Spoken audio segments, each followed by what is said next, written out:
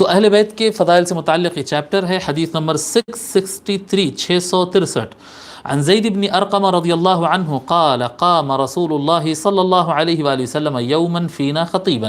حضرت زید بن ارقم رضی اللہ تعالیٰ عنہ روایت فرماتے ہیں کہ رسول اللہ صلی اللہ علیہ وآلہ وسلم ایک روز ہم کو خطاب کرنے کے لیے کھڑے ہوئے۔ آپ ایک اونچے مقام پر تشریف فرما ہوئے، کھڑے ہو گئے وہاں پر خطاب کرنے کے لیے، بماء یدعا خما، ایک ایسے پانی کے مقام پر جس کا نام خم تھا، جو غدیر خم سے مشہور ہے۔ خم کے مقام پر حضور اکرم صلی اللہ علیہ وآلہ وسلم کھڑے ہوئے، اور وہ جگہ بین مکہ والمدینہ، مکہ اور مدینہ کے درمیان۔ یہ کس وقت کا واقعہ ہے؟ یہ 10 ہجری کو حج سے واپس ہوتے وقت کا واقعہ ہے۔ فرماتے ہیں آقا علیہ الصلوۃ والسلام نے فرمایا فحمد اللہ واثنى علیہ، سب سے پہلے اللہ تبارک و تعالیٰ کی حمد و ثنا بیان کیے، ووعظ وذکر ثم قال، پھر لوگوں کو نصیحت کیے اور اللہ تعالیٰ کی یاد دلائے، اس کے بعد فرمائے، جی حمد و ثنا بیان کیے اور اللہ تعالیٰ کی یاد دلائے اور لوگوں کو نصیحت کیے، اس کے بعد فرمایا ثم قال اما بعد، جی اما بعد الا ایھا الناس، اب رہی بات اے لوگو آگاہ ہو جاؤ، اے لوگو آگاہ ہو جاؤ، فانما انا بشر یوشک ان یاتی رسول ربی فاجیب، بس میں تو ایک بشر ہوں، قریب ہے کہ اللہ کی طرف سے پیغام لانے والا پیغام لائے گا تو میں اس کو لبیک کہہ دوں گا، یعنی اللہ تعالیٰ کی طرف سے بلاوے کے لیے اگر اللہ کا فرشتہ آئے گا تو میں اس کو لبیک کہہ دوں گا، یعنی اس دنیا سے میں پردہ کر دوں گا۔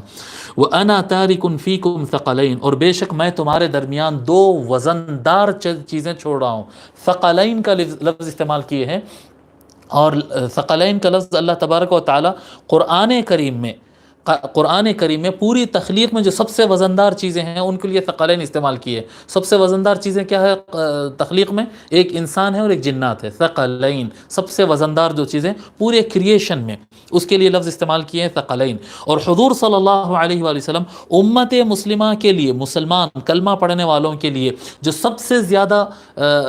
ویلیوبل ہے، سب سے زیادہ قیمتی ہے، سب سے زیادہ وزندار اور سب سے زیادہ امپورٹنٹ چیز ہے، اس کے لیے ثقلین کا لفظ استعمال کیے، یعنی دونوں وزندار چیزیں۔ میں تمہارے درمیان 2 وزندار چیزیں چھوڑ رہا ہوں، اولہما کتاب اللہ، ان میں سے پہلی وزندار چیز اللہ کی کتاب ہے، فیہ الہدی والنور، اس کتاب کے اندر ہدایت ہے اور اس میں نور اور روشنی ہے۔ فخذوا بکتاب اللہ، پس اے لوگو تم کتاب اللہ سے لیا کرو، کتاب اللہ سے علم لو، کتاب اللہ سے ہدایت لو، واستمسکوا بہ، اور کتاب اللہ کو مضبوطی سے تھام لو،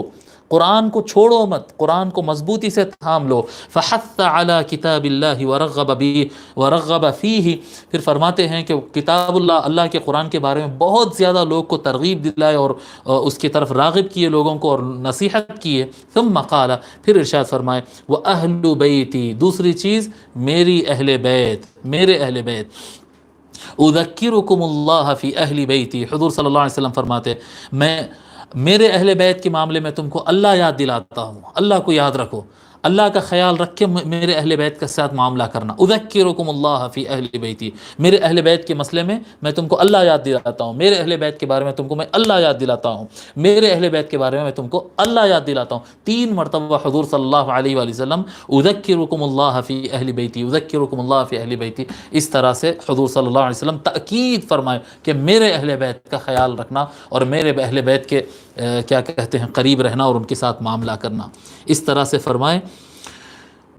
اور اہل بیت کے جو سب سے خاص لوگ تھے، مولا علی علیہ السلام، امام حسن علیہ السلام، امام حسین علیہ السلام، امت سب کو شہید کر دی، پورے تینوں کو قتل کرنے والے کلمہ پڑھنے والے ہی تھے۔ اللہ تعالیٰ رحم کرے، اس کے باوجود ہم سمجھنے کی کوشش نہیں کرتے، یعنی حضور صلی اللہ علیہ وسلم قرآن کے ساتھ جس کو سب سے زیادہ اہمیت دیے ان کو لوگ قتل کر دیے، اور ہم کو اب تک سمجھ میں نہیں آیا کہ بھئی کون صحیح مسلمان ہے اور کون صحیح مسلمان نہیں ہے۔ اللہ تعالیٰ ہم کو توفیق عطا فرمائے اور حب اہل بیت عطا فرمائے، اور قرآن اور حدیث سے کو مضبوطی سے تھامنے کی ہم کو توفیق عطا فرمائے۔